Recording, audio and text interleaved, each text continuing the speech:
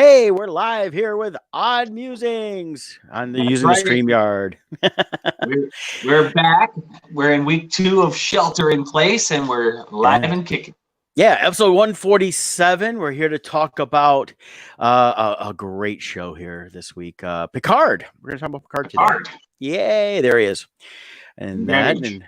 and hang out and have some fun and that. So, but of course, because we are a sponsored podcast, we got to take care of some business. So, Scott, you want to start us off?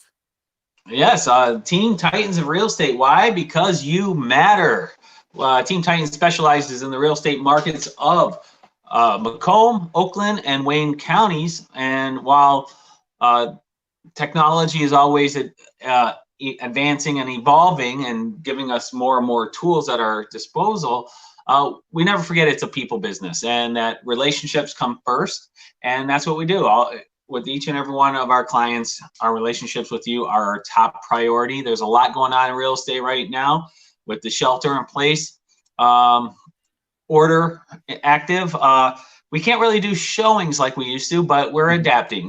There's virtual showings people are doing. Some houses are actually selling under these virtual showings. So give us a call. If you need to buy or sell a house, call us. There's no charge for the consultation, and we can just help strategize with you what you need to do to either A, get started on your real estate goals now, or if you're not quite ready yet, we can advise you on what to do while you're trapped in your home to get your house ready for sale. So either way, we're here for you. They're even doing like some crazy stuff with the closings, drive-through closings now, where you stay in your car. They have a packet they bring out to you. You get your own pen. You keep the pen because they don't want to reuse pens. You do everything from your car. You don't even get out of your car now. So now we have like drive up closings. That's kind of cool. Yeah, so give us a call. 586-549-6096 is my number. Or the best way to reach us, go on Facebook, and we're at Team Titans RE.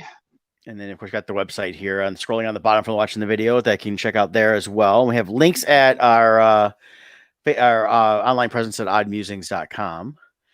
But we have another great sponsor, Loringer Family Chiropractic, where your journey to wellness begins here. Especially in times like these, you still want to try to stay healthy and find different ways. And one of the ways I found is by going to a chiropractor, and I go to Loringer's, because building a healthy lifestyle with chiropractic care does help.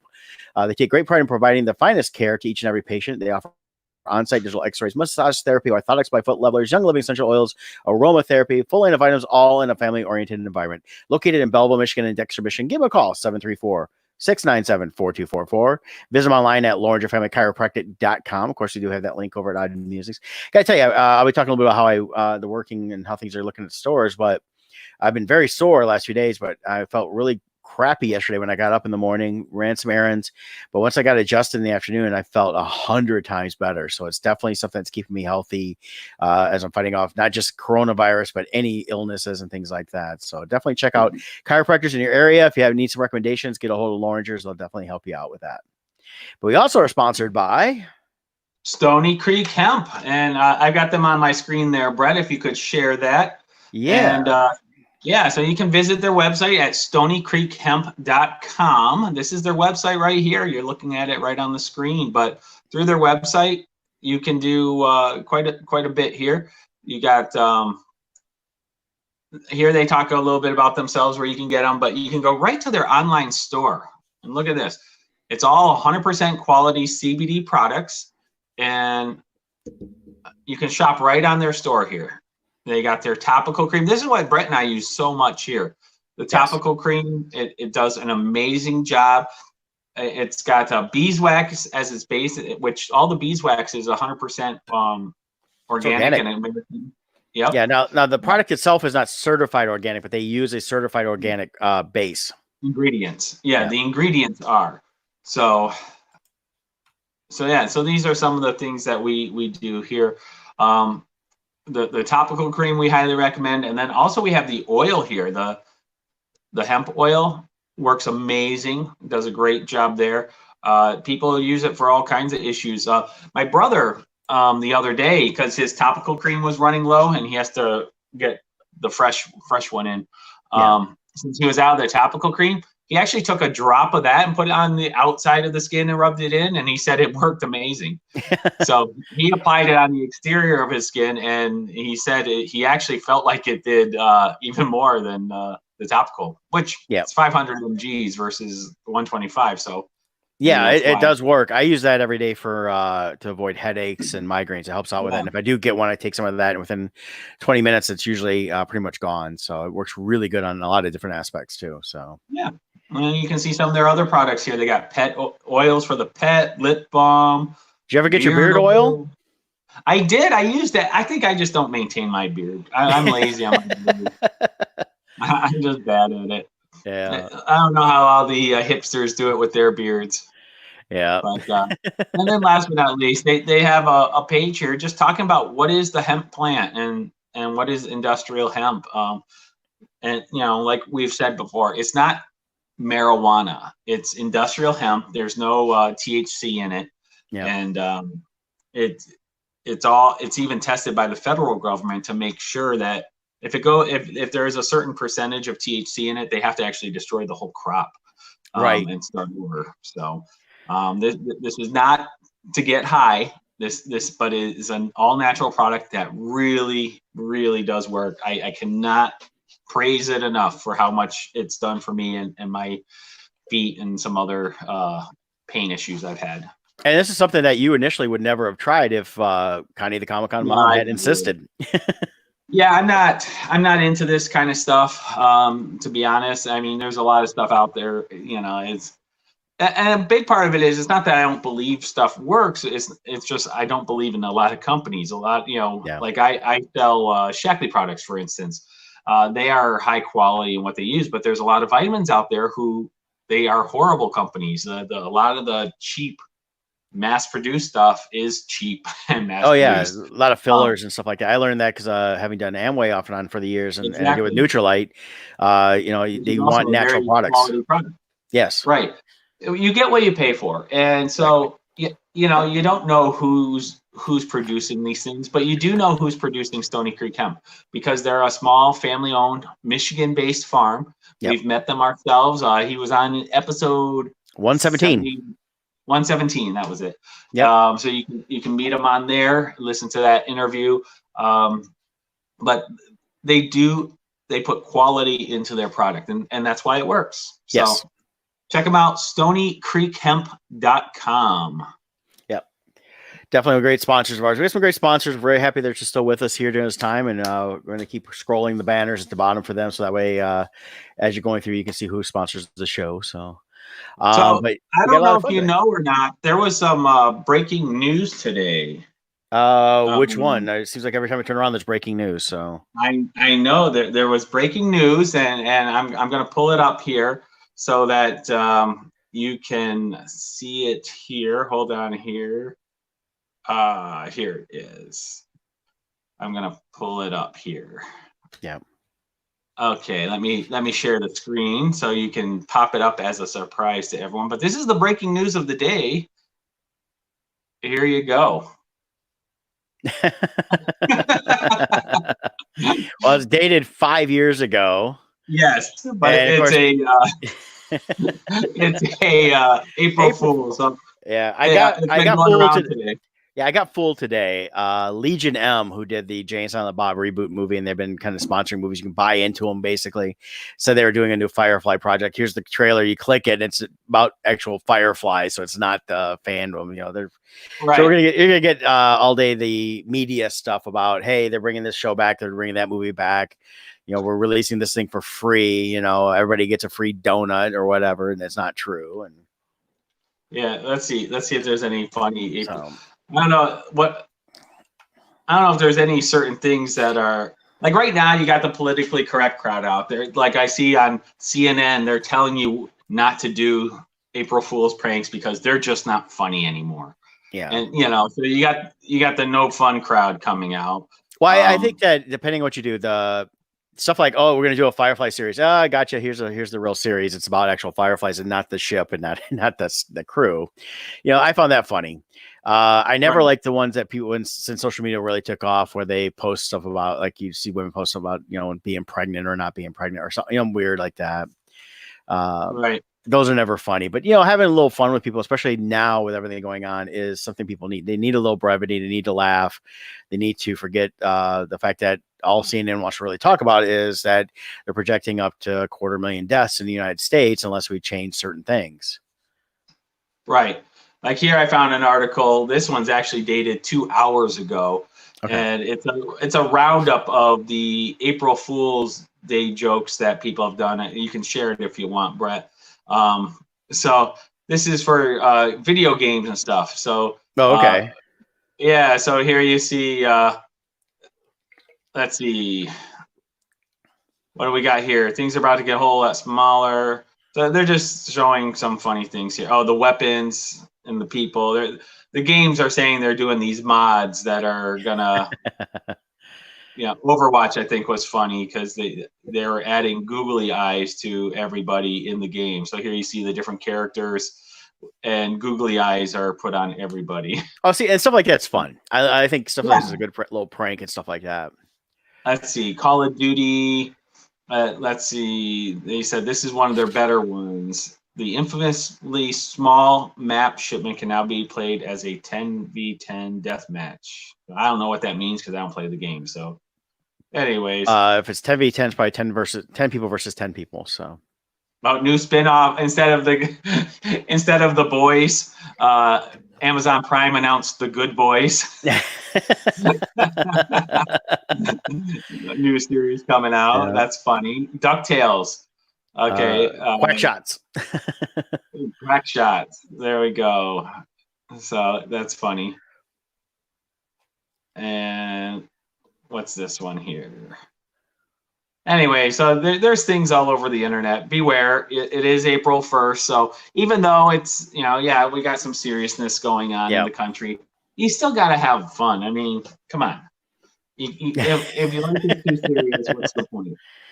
Well, exactly. So, but zooming us in and out. Hey, we're back. We're large. Look at it. Extreme close up. Like my awesome fruit mug. See, I got my standard travel mug I just use every day anymore. Yeah. So. Yeah. But, so this week. Yeah. Hey, big day yesterday. I know you and I talked last night on your podcast with Team Titans, but we both picked up Star Wars: Rise of Skywalker on Blu-ray, DVD, and digital. That's right, we did. Yep, I ended up watching it last night. You did? Yeah, I'd seen all the Picard, so I knew you needed to finish it. But I was like, well, I'll just watch some Star Wars. So nice. I'm looking forward to watching the special edition stuff, the behind the scenes, and I watched a couple things. They were pretty cool. They had a nice little clip of from A New Hope where they were in the cockpit, and there was a different shot, so you can tell they were kind of just like running through the lines in that. But it was kind of funny to see them do that. You had Peter Mayhew didn't have the headpiece on for Chewbacca. It just had, you can see he had the eye makeup in that, and that was from like 1976 when they were filming the movie in that. So. Right. But a lot of cool stuff. I'm excited to go through. There's a bunch of different ones. I want to watch the one about who did the music. John Williams. John Williams, yes. See, I got too many names going through my head right now trying to figure everything. And so that one looks pretty cool too. So that'll be fun. Yeah. And then how was your week otherwise? I know you guys are real estating from home. Yeah, it's been very hectic on the real estate side. Like I said, so what's happening is with the closings, if you have a deal in progress, it's still going to close. But everything that's in the pipeline for the next 6 weeks, everybody is trying to fast track it to get everything to close between last week and this week, because we really don't know. We know what the current situation is, but if things keep going up, they might shut things down more permanently. And so if that happens, everybody's trying to rush to get their deals closed. So we're seeing this surge occur where we're getting clear to closes, but the title companies they're trying to get the next 4 weeks worth of work done in 1 week. And they're just running out of manpower and to process and close on time. So that's the current surge we're seeing. Last week it was the mortgage companies were in a big surge. Now that surge is hitting the title companies. So it's possible that we have to do extensions. I have one deal that is ready to close for Friday, but they ran out of employees. So we're going to actually have to close probably Monday. Okay. Which is fine. Just hopefully the government doesn't shut everything down between Friday and Monday. But yeah, that's what we're doing. It's just everyone needs to be patient. We got some customers, and this is true just across the board. Some people are very impatient and they want their deal taken care of. But you got to understand, everybody has a deal in place that they're trying to take care of. So everyone is doing their best to go as fast as possible. And patience is the name of the game right now. Another big issue is those employee verifications. This was a lesson for me in that process. So by law, the mortgage companies in the state of Michigan, they have to get their employment verification within 10 days of the closing date. Okay. So if you are somebody who was projected to close 2 or 3 weeks from now, and now it's getting fast tracked to come up now, they wouldn't have done the employment verification until after the shelter in place occurred. Yeah. So if you work for a company that was deemed non-essential, they're calling that company line and they're not getting anybody. Right. They can't verify your employment. And here's the thing, even if they know who your, let's say they know who owns the company or who your HR person is, they're by law are not allowed to call that person on their cell phone to get employment verification. They have to talk to the person on the company hardline. Yeah. So, and those calls are monitored and tracked. They have to record them to prove that they did the employment verification. So these rules are not in place for them to just be jerks to you and prevent you from closing. These are actual laws, lending laws that they have to follow. Right. So, if you are somebody who's looking to close a house and you're the buyer, they're going to have to do an employment verification, and you might want to coordinate it with your work to find out, is it possible for someone at work to go into the office to verify your employment, because it has to be done on the company line. Okay. That's just true. I didn't know that. So that's kind of, and as everybody's being sent home. So yeah, I knew they had to verify. I didn't know it had to be on a hard line. So it could be the janitor. It could be anyone in the company. As long as they are at the company, they can verify. You get if it's Bill Gates and they're on a cell phone, it won't work. Yeah. Now Bill Gates, he might be able to send money to make them overlook it. I don't know. Bill Gates probably has call forwarding. Most likely, they just forward it to their landline at the house and that. But yeah, I know Bill Gates is too busy trying to microchip everyone, so he won't answer anymore.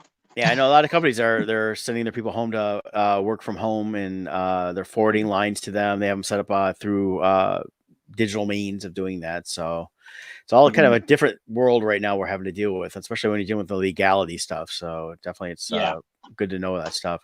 Other news this week, did you hear about the comic book world, what's been shaking up there? Well, I know about Motor City Comic Con having to cancel. Is that what you're referring to? That's part of it, but it's also the fact that the coronavirus measure is challenging the very core of the comic industry. This article here talks about that. Basically, comic shops are not getting comics. Diamond, that was the big distributor, is not sending to them. Now, Marvel and DC are starting to go different directions, but Marvel did not release anything digital this week, as well as nothing's going to be in the stores. So it'll probably be a few weeks before they get those comics start running again. And my understanding is DC is going to continue releasing digital, but not print. Okay, and I hadn't seen that yet with the DC side, but Marvel's holding up, I think, because they can try to coincide them together. So they're working on. They don't want to lose the comic shops, because the comic shops are still a big part of what they do, and the collectors. And while people I've seen posts like, "Well, everybody should be reading digital anyways," it's like, no, there's collectors that want to own the physical copy. See, those people, I'm sorry, but those people, they're the problem. They always talk, these are the same people who talk about toxic fandom. And what they don't realize is they are the toxic. Yes. They want everything. They're like, oh, let it die. Let those retailers die. Who needs them? Just because you read digital comics doesn't mean everybody does. And it would be just as wrong to say, well, I don't read digital comics, so shut that down. Yeah. I mean, the fan base is a very diverse fan base of all different mediums and backgrounds and everything.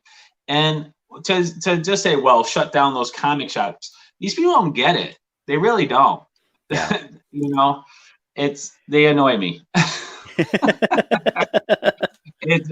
Whenever I hear someone talking about the dangers of toxic fandoms, usually they are the one that is the toxic fandom. Oh yeah, yeah. No, that's usually the way it goes. Yeah. You know, the thing with the comics is there's always this quote's been going on for years with Stan Lee saying, you know, comics are kind of like boobs. You know, everybody wants to put their hands on one. You know, and the thing with the comics is the true comic fans. There's a lot of people that read digital. A lot of the younger people, they read digital, and it's a great way to go back and read old stuff that's not readily available or too expensive to buy. But if you're, you know, reading new stories, it's good to read a comic. I mean, I read stuff digital all the time, but there's things I like to buy as a physical copy. One thing I still buy is all my movies. I mean, I buy my movies as much, for the most part, Blu-ray with a digital. I do buy some digital only, but a lot of times I already own it on like a DVD or Blu-ray at some point. I just like, well, I like the streaming aspect of it too. And if it's something I really want to own, I don't want to dig out the DVD all the time because I'll watch it multiple times. I'll buy the streaming part. But when the internet crashes, I still have all my physical media. As long as I got electricity, I'm good. Well, and you own them, even if all that doesn't happen. Yes. What people don't understand is when you buy a digital copy, you don't own it. You are leasing it. You purchase the rights that they have the right to revoke at any time. That down the road, they could choose to no longer give you access to it. That's part of the user agreement that comes with the digital copies. And just like Netflix and all these other things, you know, people get upset when Netflix, for instance, stops carrying something because, well, what if I want to watch it 3 years from now? Well, too bad. Go buy it. It was like right after Christmas this year. I believe Home Alone and all that disappeared from Disney Plus right after Christmas, and people got mad. They're like, "Well, we were going to watch it again." Well, it's like, sorry, you know, go buy it, you know, or rent it if you really want to see it that bad. But they're not required. It's like I think with Disney Plus, we're going to see is them doing a similar model they've done with their home video market. Things are going to be on for a while. Some things will stay on indefinitely because they always keep them out. But then some things are going to disappear and go in the vault for a while, and then they'll bring them back in 6, 12. 18, 24 months later, you know, so that's where if you like something, you should buy it as a physical copy. Yeah, I think the issue is we have a generation growing up where they have zero concept or desire to own anything. They don't want to buy a house, they want to rent. They don't want to buy a car, they want to lease. They don't want to buy video games or movies, they want to just get digital copies. And that's all well and good when everything's going fine. But the reality is you have zero control over those things. And let's say we hit a very hard economic time. Well, guess what? If you rent and lease everything, those can get revoked later on. Whereas if you own it, you can keep it. Well, I think what I see is in a lot of the younger people is it's a lack of commitment. They don't want to label anything because they want to be able to walk away from it instantly. It goes from everything from, like I said, from renting cars, houses, you know, the way they do their media is having everything streamable, things like that. And even in a lot of times, even some of the relationships where they can just easily walk away because, well, we didn't have a label on it. So I don't want to be pigeonholed because I may want to change my mind. And it's like, you know, it's having permanent situations is not a bad thing. Now, and then it's not all young people, but it's because I see a lot of young people in their 20s buying homes, buying condos, things like that. So there are people that do that, but you see a lot of the people just want the, and it's even people in our age group that they're like, well, I'll just get this like this because it's easier and it's temporary. Even like my daughter's age group, she's in the minority when it comes to, she actually wanted to learn how to drive and she wanted to have her own car. The majority of people she knows in her age group, they don't even have a license yet. They don't even want to know how to drive. And she's what, 20? She's 21, right? She'll be turning 21 in October. Yeah. So her age group, a lot of them don't even want to know how to drive. Never mind. They don't want a car. They don't. It's mind-boggling to me, this mindset of not wanting to have ownership of anything. Yeah. But you know, and like I said, I think that's going to shift. Like for instance, the situation we're in right now. If this goes long term, you're going to start finding out what happens when, if you can't make your lease payment, you might lose your car. Whereas if you own your car outright, yeah, it's yours. Well, and that's the thing. We're going to see a lot of changes over the next several weeks as this stay-at-home goes. Has pretty much gone almost nationwide now. It's more and more states are adding it every day, and they're talking now April 30th on the federal guidelines right now, and we'll see what happens from there. See what's going to change. I know for me, since I'm outside of the art world doing an essential job, as they call it, I still am able to work and make money, and I hope that continues for me. But I'm making sure that even if I make more than what I normally do, I'm paying off everything ahead of time, paying bills ahead.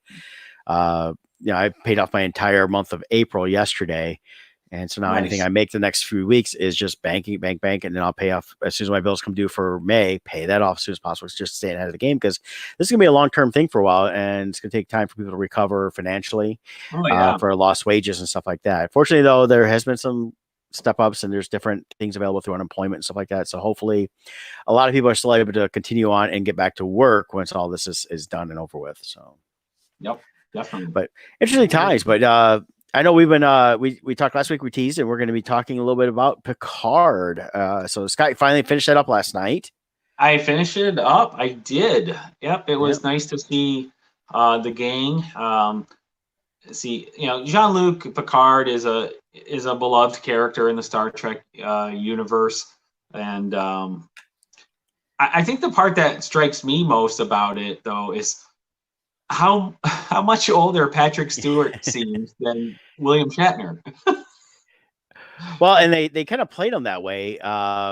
We do find out he's 94. The character is, where Patrick Stewart himself is 79. 79. You're right. And I made the comment. This I didn't know. During the original Next Generation, this blows me away. I just must have blessed with amazing youth or something. Patrick Stewart was 47 years old when he started playing Jean-Luc Picard. I'm 46. He was only a year older than me. Yeah. Well, the difference though with him is and when I've seen interviews and articles where they talk about him, when he lost his hair and he started balding, because he's had that. You can see him in the movie Dune from 1983. Prior to that. In Excalibur, he looks older because he's already got gray hair on the sides and it's very short, but he's got no hair up top. And that, of course, kind of, when you see people like that, it makes them feel like they're older. You see guys in their 20s that look like that. They look like they're in their 30s because they still have a little darkness and stuff like that, or even a darker beard. But when you've got no beard and your head shape, people think you're a lot older than what you are. Right. So Patrick Stewart was 47 years old when he started playing Jean-Luc Picard, but the character was portrayed as being 59 years old back then. Yeah. So you fast forward to now in the Picard series, Patrick Stewart is 79. His character is 94. Yes. So that's why Patrick Stewart was acting very aged, which he does a good job. He's such a great actor.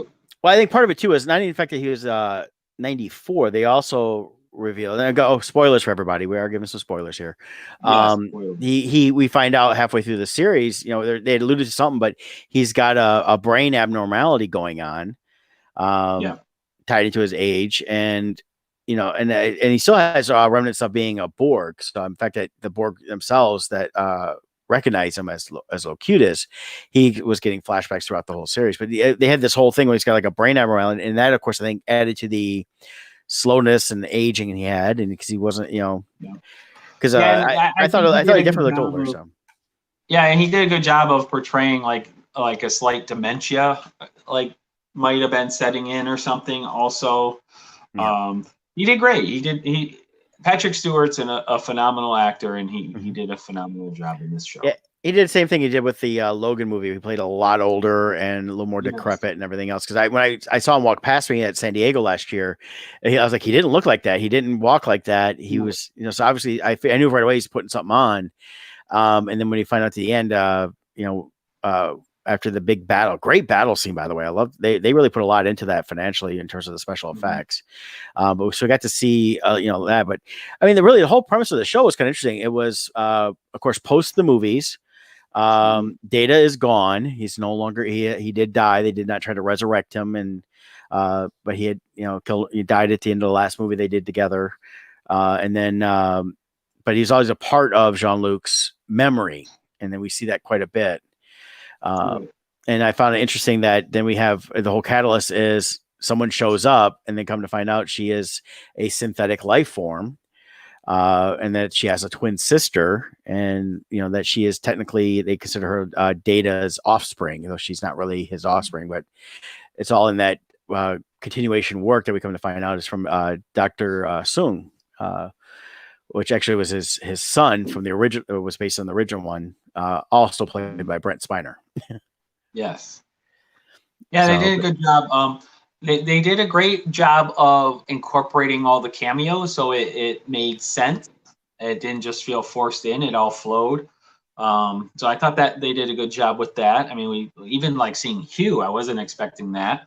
Yeah, so that was a big surprise. 7 of 9. It was good to see her. I like the storyline they gave her. So they really, all of the cameos were definitely strong nostalgic moments. It was good to see the different cast interacting. For me personally, I would have liked to seen them actually work together more instead of it being just stopping along the way. I think Star Trek works best when it's in the spaceships. I'm not crazy about it when they go planet side, and unfortunately for Picard, a lot of it's planet side. I just don't think it's as strong when it's on planet side. For me, I found it different. I found it very refreshing to see a different aspect of that instead of just being the starship aspect, and the fact that we're seeing smaller ships more being used than we did in because usually all you see in Star Trek is just the big galactic ships, and that's them trying to update with the times to make have dogfighting and make it more Battlestar Galactica. I noticed a couple of the shots were very reminiscent of the Battlestar Galactica reboot from Sci-Fi. Yes. That they were doing. Also, you get a little bit of feel of Star Wars in there because Star Wars is known for their small ships, whereas Star Trek traditionally is really submarine warfare. Yes, is the way it's portrayed typically with the big capital ships and how they are maneuvering. So it's more of a submarine, but the attention span of people is a little different now, and it doesn't play as well with modern audiences. You need the fast. Yeah, and in fact, they're stepping away from pretty much Starfleet entirely, though it's still a big part of it. This is no longer a Starfleet sanctioned operation. This was Picard on a mission for basically his friend Data, and then he resolves his issues with that, of course, throughout the series. But seeing the ship they have, and it's a decent sized ship, but it's definitely nowhere near the size of like one of the starships. But we did get to see those because at the end, when the big battle, you've got the Romulan warbirds coming in, and which Romulus, of course, was destroyed, and so the Romulans, while not necessarily friends with the Federation, they've all been allowed to intermingle. And now this storyline is a big part of this is from the movie Nemesis, wasn't it? Wasn't it Nemesis? I believe so. Yes. Isn't that where Nero goes back in time? Yeah. Or not? Is it Nemesis, or was that the new JJ one? Is that I don't. That doesn't tie into these. These are taken after the Next Generation movies. No, I know, but this is in the same timeline as where it diverges. Actually, it's from Nemesis. It's from Nemesis 2002. That was the one with Nero, right? Yeah, and this series takes place from events. They have events that happen after that, but it's not tied into the JJ stuff because JJ stuff is tied into Kirk and Spock, which predates Next Generation, regardless of what happens in the timeline. So this stuff is still post Next Generation. I thought when did old Spock? What year did that occur? Let's see, old Spock. Well, he was still part of in Next Generation. He popped up, right? I thought like would Vulcan have been destroyed in this timeline or not? That's what I'm trying to figure out. I don't think so. No, Vulcan's not destroyed. Romulus was destroyed in the JJ timeline. Yeah, Romulus was destroyed because they talked about this, and then also they talked about the on Mars, basically there's a battle on Mars took place after Nemesis prior to Picard, and was all a catalyst to him retiring from Starfleet. Okay. And that's what that takes place. So the JJ stuff has no impact on this because that is a separate timeline entirely. And No, I know tied, that is. I'm talking about because to create the JJ timeline, old Spock leaves the current timeline. Right. I'm just trying to figure out when Spock leaves the current timeline to go into the JJ timeline is what I'm trying to figure out. So that's called the prime timeline, right? The original timeline. When did Spock leave prime timeline? I'm just trying to figure out so we can picture the dates here. Because the Picard show takes place in the year 2364. No, that's not right. Picard, well, here we go. Picard was born in 2305. So it's 2399 then. 2399. Okay, so this takes place in 2399. I'm just trying to figure out when did Spock leave the timeline. Let's see. In the 2380s. Here we go. So in the 2380s. So this takes place about 10 to 15 years after old Spock disappears from the prime timeline to end up in the JJ timeline. Right. Okay. That's all I'm trying to figure out. It's like the Star Wars stuff. You always got to figure out where does it fit in the canon? Yeah. So let me show you this here. So technically in the Picard timeline, it would be a complete mystery as to what happened to Spock. No one would have known. Right. Well, Spock would have just disappeared, and that would have been it. But you can see here, it's like it goes up from, you got Star Trek Enterprise, The Cage, which is the original pilot. Discovery takes place for 2 seasons prior to the original series, followed by the animated series, motion pictures 1 through 6, Generations, and then the opening sequence of Generations, anyways. Then the Next Generation series, 1 through 5, 6 through 7, Deep Space Nine 1 and 2 are coincided with those. Generations is the movie. Deep Space Nine continued on. Voyager is followed by that. Then First Contact, still more 9 and Voyager, and then Nemesis comes after Voyager, and then Star Trek 2009 is prime timeline sequences. That's where Spock left and went back. Here we go. And then Picard, and followed by Discovery season 3 will be after Picard. So here we go. They're jumping 100 years above that. So. Yeah. So this is saying here this article here, they're breaking down the timeline. So in Picard, when Jean-Luc does the Romulan rescue mission, yes, that occurs in 2385. Okay. Yep, that makes sense. And the Federation bans all artificial life. Now in 2387 is when Elder Spock comes out to help save the Romulans in 2387. Spock had been secretly living on Romulus, trying to reunite the Vulcan and Romulan races. So in 2387, he was still there. So he was there during that portion of Picard, the flashbacks. But then somewhere between 2387 to 2390 is when Spock disappears on his mission and ends up going back. So in the Picard timeline, no one knows what happened to him, and they presume he is dead. Yes. Is what they presume. Wow, that was a lot to figure that out. But what we're seeing though with the Picard though is a step away from the typical Star Trek of everything being centered around Starfleet. While Starfleet's still an aspect there, we've seen that Picard's away from it. Everything he's doing is his mission to figure it out. And now at the end of the series, we've got this group that has kind of joined forces, because you had, like we mentioned, 7 and 9. Well, she's been kind of going rogue for years. And doing her own thing. Raffi was had served with Picard post Nemesis. So dealing with the whole Mars thing. And then we meet the other guy who she knew, who was the captain of the ship. We meet the one scientist gal who had studied the synthetic life forms, who was also Mhm. infected by the Romulans to betray and kill the one guy who had been mentioned before.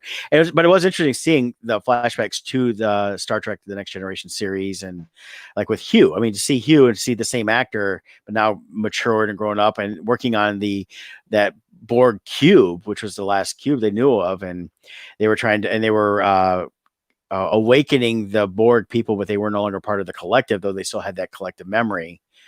Right. It was interesting That because I, was a cool scene too. yeah, I found it interesting that they said right away, like, oh yeah, Picard, when you get on there, they're going to call you Locutus because they're going to think you're Locutus. And he's like, oh, okay. Right. And we heard it a couple times, like, oh, Locutus, and it was very Yeah, it was interesting like he on was that. walking into the bar and Cheers there. Yeah. Norm. But I personally am excited to see where this series can go from here. They dealt with the entire storyline in this one season, which I found very refreshing, that they didn't try to act like it was going to continue on the same storyline, so they can move on to something different. And each episode was not a independent episode. Everything was leading one to after the other. So you can't just watch an episode here, an episode there, like you can the original series. But to see where this group goes, I mean, it's almost got like we mentioned, it's got feels of different series, from Battlestar Galactica, Star Wars, and even little Guardians of the Galaxy in there now, with them kind of joining forces, and kind of going on to wherever they're going to go now. So. Yeah, I think they did a good job of introducing the new cast. Overall, I like them. Yeah. My only issue was, while everything felt forced as far as, as a viewer, our history is with the old cast. That's who we know.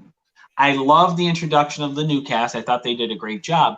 But for the big emotional scenes, like when Jean-Luc Picard passes away, it's like there was no connection to the old cast. And as a viewer, it would have been far more powerful to see Riker with Jean-Luc at his last moments instead of Raffi. Right. Because as a viewer, I could care less about Raffi. I mean, she wasn't nearly as strong of a character as they were trying to force her to be, in my mind. A lot of it felt forced. Like the doctor annoyed me. That engineer, or whatever her name is, the blonde girl there. And then out of nowhere, she was having a relationship with the captain. It's like, where did that come from? Like, there were so many forced things in there that I would have rather had they not touched. Throw a couple little maybe hints, and then in season 2 develop those relationships. Yes. I think that would have worked better. Because it was just like they were trying to, like, hey, here's an emotional moment, just accept it for what it is. Where you had the whole previous cast there that could have been, like with Data, for instance. It was great seeing Picard and Data for Data's last moments. Whereas Riker, first of all, Riker as captain was great to see. Absolutely loved that.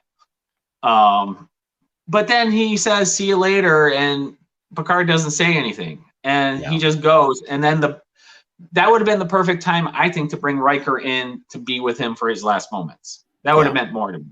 So that's all. And the way they did it, I couldn't buy the whole Raffi thing. And same with the kid, that ninja kid.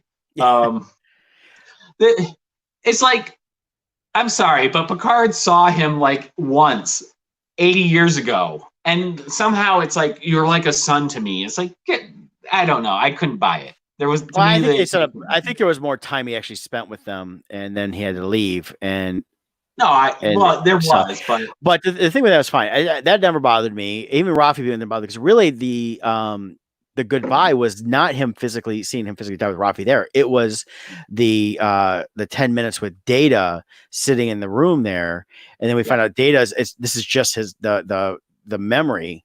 This is where the memory is stored, and he's going to go out and into the actual physical body, and having Data say, I can live forever. I don't want to. I think it's time for me to go.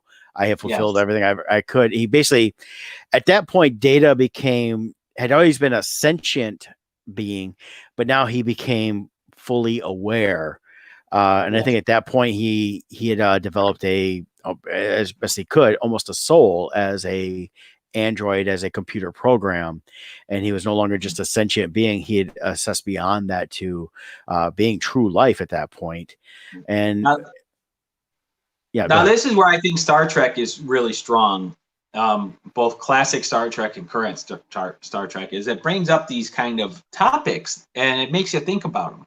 Yeah, Like Data, is he an actual life form or is he a robot? This girl who is his daughter, so to speak, yeah, would she be considered a life form? Picard now transferring into a synthetic body. Is he still alive or is he not? Those are interesting questions that get raised and makes you think. well, and that's why I think Picard actually, he basically said that, no, I believe you are a life form. And he basically said, I'm going to be your advocate. And he was willing to, do everything he could to prove that, hey, these are sentient beings, they deserve, to be recognized as such. Right. And that, But but then the she was, question becomes, at what point does that happen? right. Because I guarantee you, in the next 10 years, we're going to have loonies here demanding voting rights for computers. Well, Like, and at that's what the thing point is, are you a life? yeah. You know, Well, and that's the thing. I and think it's and, and the one thing they've explored that with Data. It was always like, okay, he is we said, you're an android. Yes, you have the ability to think and process thoughts, but the Data throughout the entire Next Generation series and into the movies is always trying to explore humanity and understand it, because no matter what, he still couldn't understand it. But even as they reworked the code, and Noonien right, Sung's son was continuing on the work of creating this artificial life, and then of course then creating the body that he created that could actually he could actually map out the person's brain and their memories to that point and inject it into that creature. What constitutes the ability to have like you said, the rights to vote as an actual person. What right, creates that. It's been explored in a different aspect too. I mean, Bicentennial Man with Robin Williams explored that whole thought too, where and part of it too, I think, is they did it there, and even hinted at here in Picard, was saying, Picard, that your body is still going to deteriorate, and they gave them said, well, we gave you about 20 years, whatever we thought you would live, and so he'll slowly deteriorate over that time. But that's the thing, is if you can never die, are you truly alive? a And lot. I think, but Data himself had basically said, no, you're not. You having the ability to have an ending is what life is all about. And that's where the Data character explored that with Picard in that room. It's the finite nature of life that gives relationships and life itself meaning and gives it value, is what Data was saying. And this even goes back to, I can't remember if I was talking to you or someone else about this, but the value of things. Like when you're somebody like Bill Gates, where you have so much money that you can buy anything, nothing has value anymore, because for him, whether he buys a $300,000 Lamborghini or a $5,000 junker, for him, it's just as much effort. They have equal value to him because he has so much money. There is no sacrifice or anything involved in one versus the other, and it's sacrifice that gives value to things. And so they say time is money, right?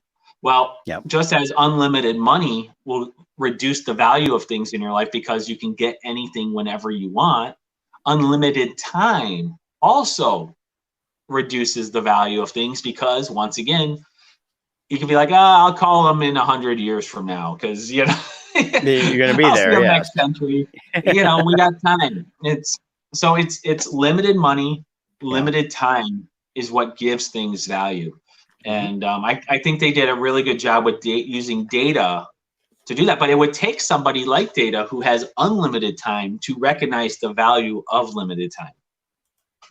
Yes, and it's something to see the character of Data come to that resolution within himself. It wasn't something that was programmed into him. Nobody, had to rewrite his code. His coding changed to being almost organic at the point where it kind of rewrote itself constantly, and he did have those. And basically, he developed the true emotions and feelings, where they even showed like these creatures like the main when we see there was two of them. There was Soji and then the other one, her sister, I think Soji and Doji or something like that. But it was they had emotions. They showed them emotion, but when they clicked on and realized what they were, the emotions weren't real. And then she even contemplated that in one of the episodes, like, none of this is real. It's all fake. It's all been pre-written for me. And like that, what is real? And it's something that the synthetic life forms have to learn now to almost understand what emotions and pain is. And it's more than just even the physical pain, it's emotional pain and how to deal with that. And instead of having something that's like, well, nothing can hurt me, I'm indestructible, I can just go on.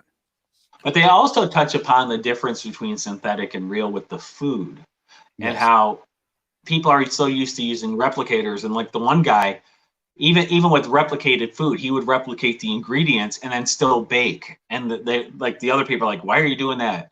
Or Riker growing his tomatoes and using fresh tomatoes. And when they tasted it, they're like, oh my God, this is so much better.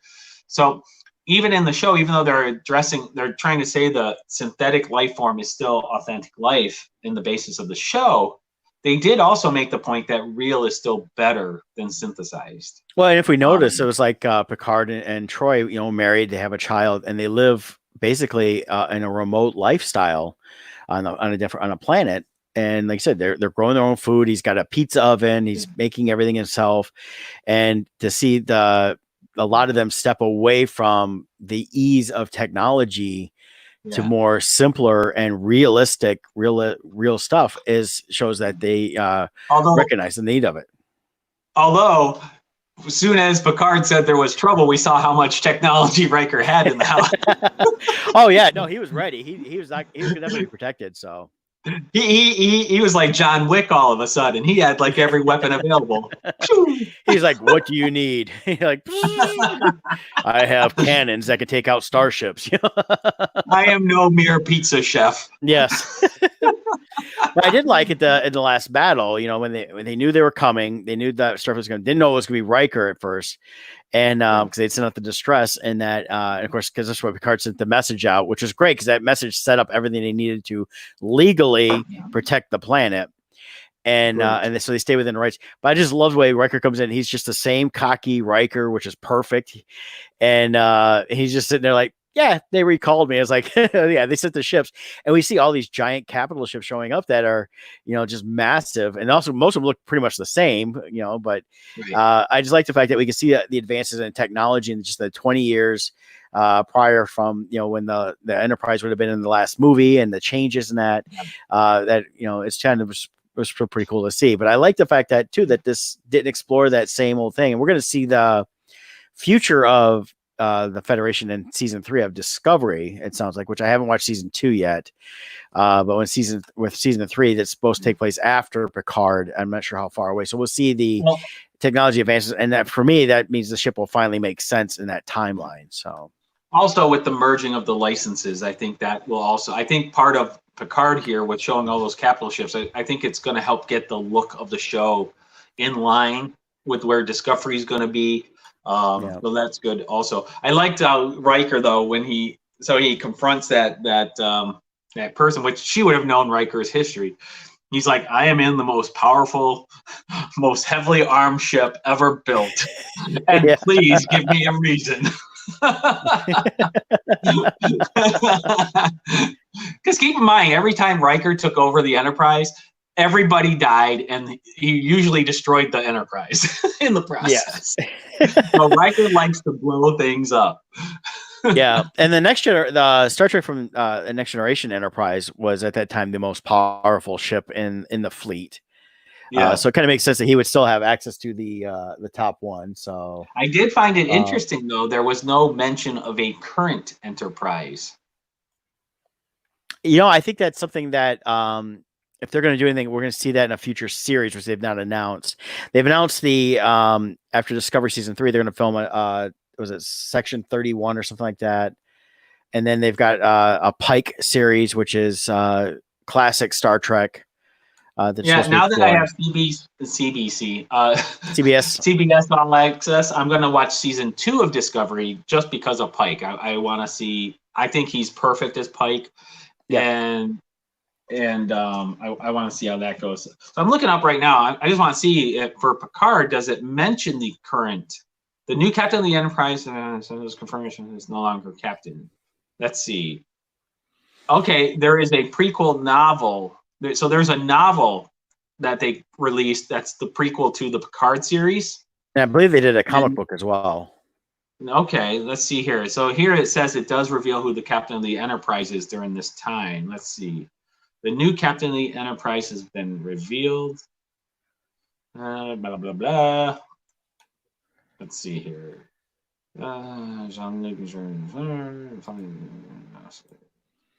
Where is the name? Oh, guess who who the current captain is? Who's that? Worf.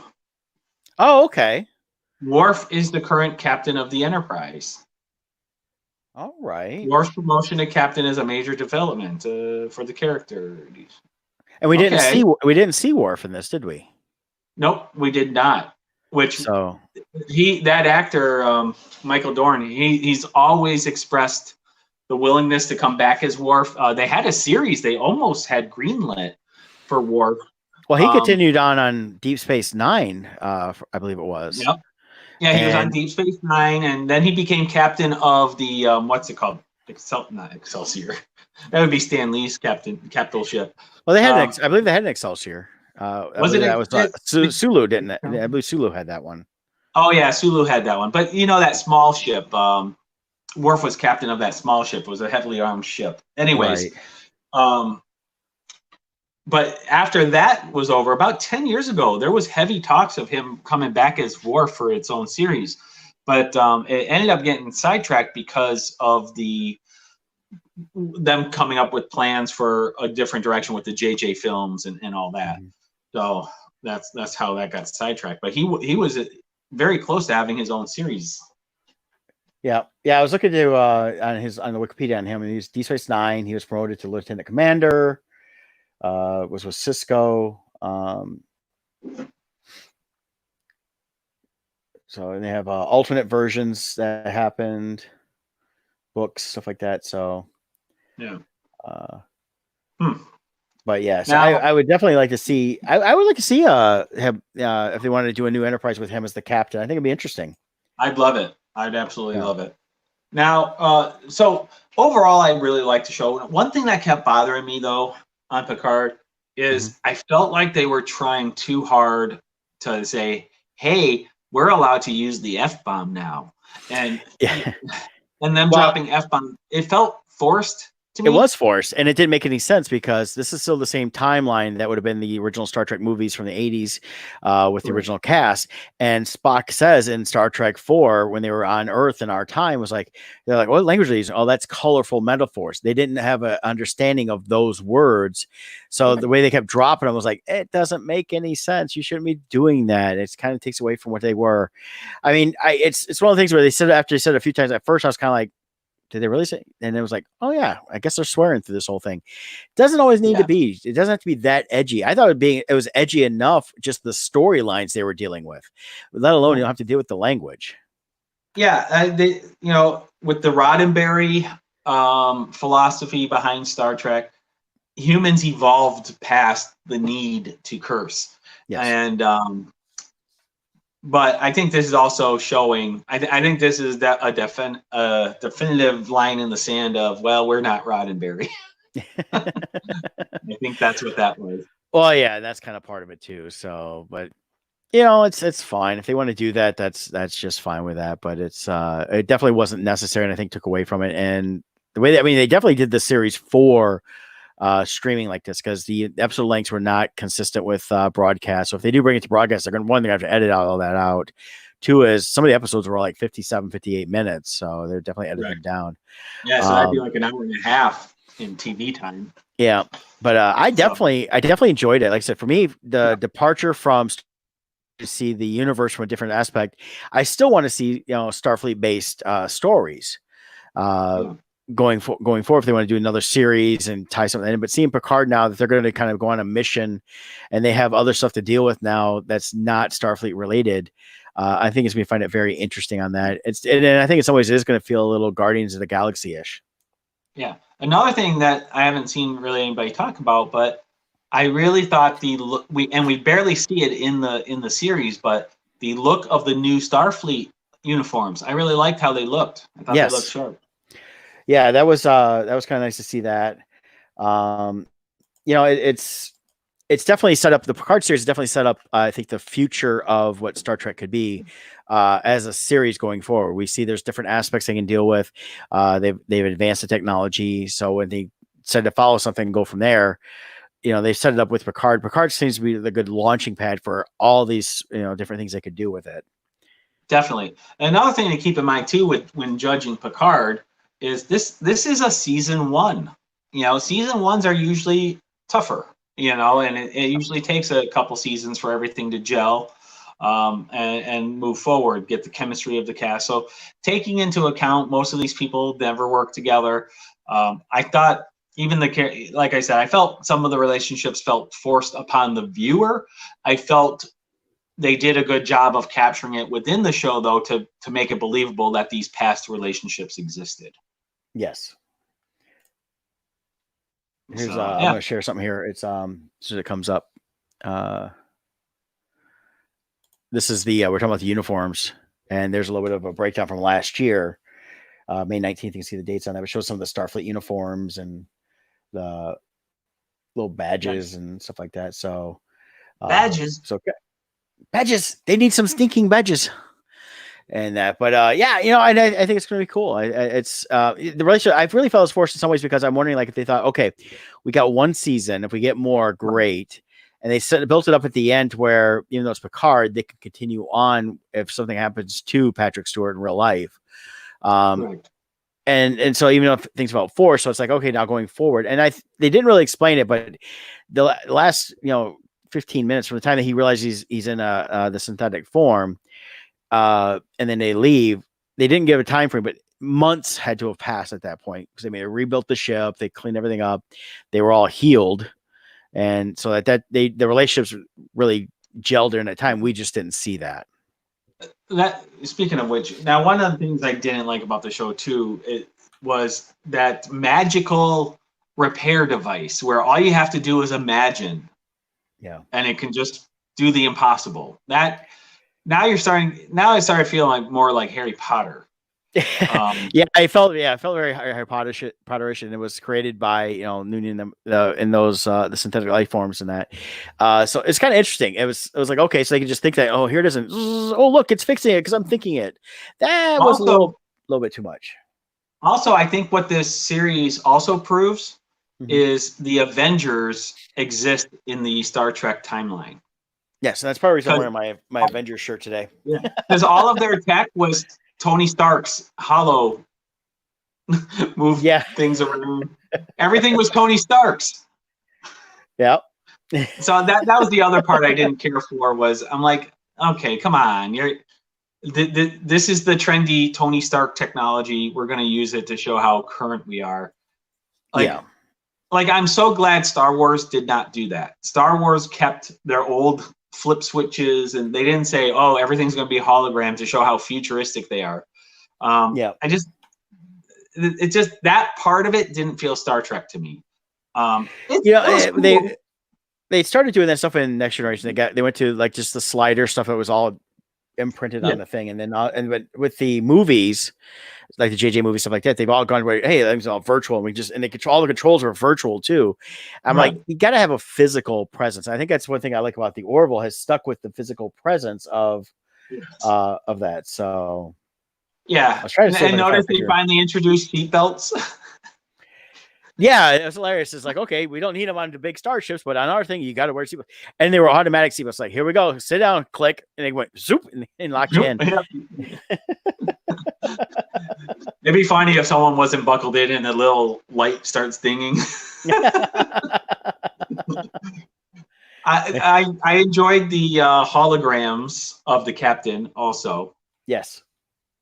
So that overall, like I said, it was good. Go watch it if you haven't seen it. We spoiled a bunch of it, but still, I think there's a lot to it. You can get a month free right now because of Patrick Stewart. So I felt the Romulans were weak also overall. Well, the thing is that when they left at the end, they were like, you're welcome to go back. And they're like, no, we have a place to go. So obviously the Romulans are going to be a big threat going forward. And But they they've weren't obviously really bad guys. I mean, if you really look at what they were doing, they were trying to save the galaxy or the universe from this impending threat. And they were drastic in how they did it, but they felt the whole universe was about to end. And it's okay to have a real bad guy in these things, Yeah. Well, and I think they're going to end up being kind of the bad guy, and we've not seen anything of the Klingons, so we don't know where. And we know they've been different. They were intermixing for a while there with Next Generation, but it's gonna be interesting to see. And I'm kind of glad they're getting away from, and hopefully they don't bring it back, the Borg as being the ultimate bad guy all the time, because it got to be too much. We just assimilate everything, and Yeah. I like that little side storyline though with 7 of 9. Her kind of becoming the Borg Queen for a moment. I was curious to see how they were going to handle that. Like, was she going to? I was thinking they were going to develop her as a future bad guy at that moment. Like, once she went in there, she wasn't going to come back. Yeah, I was curious about that too, because she made the statement that she may not be able to continue on. So, right. I was kind of thinking, ooh, are they going to make her the bad guy? And season 2 is about saving her, but it didn't go that way. No, so. and maybe that would have been a little too obvious. So it's kind of cool they didn't. So, yeah, cool. Well, any last thoughts on Picard? It was good. I look forward to a season 2. It was worth my free CBS All Access, but I'm definitely going to check out season 2 of Discovery because of Pike. So I want to check that out while I have it, and we'll see if I decide to keep the All Access pass or not. But it's definitely I watched some of season 1 of Discovery. I did not like it at all. No. I barely made it through season 1, so I haven't watched season 2, but I'm going to try it now. I'm actually more interested in season 3 from the trailer I saw, so that's why I'm going to watch season 2 to get set up for that. I think they're getting it onto the track it needs to be on and away from the timeline they just didn't know it. I think it was just people trying to rewrite the history of Star Trek, and they shouldn't have done that. Well, yeah, it was them rewriting it and trying to simultaneously say it was part of the original timeline. It just didn't work. And we always said Discovery would have been good as a standalone series in the future, which is now they obviously listen to us. And we have now everybody listens to Odd Musings, and they take all our stuff and they never send us a check. They should start sending us our checks. And if you're watching and you feel like sending us a check, we will accept it. Yes, and cash. It'll be just fine. So, well, hey, next week, join us again live. We'll be live at 10 a.m. And I don't know, we're going to have to start talking about some other times we get together since we're no longer limited by studio time right now. And and that. And if anybody wants to join us, any of our pals out there got something they want to promote, let us know. We'll set something up with you and try to have a little fun with this new technology thing we've discovered with StreamYard. Having a great time with that. So I guess that's it for this time. So I guess until next time, guys, I'm going to take us out because I don't have Dominic anymore. Bye-bye.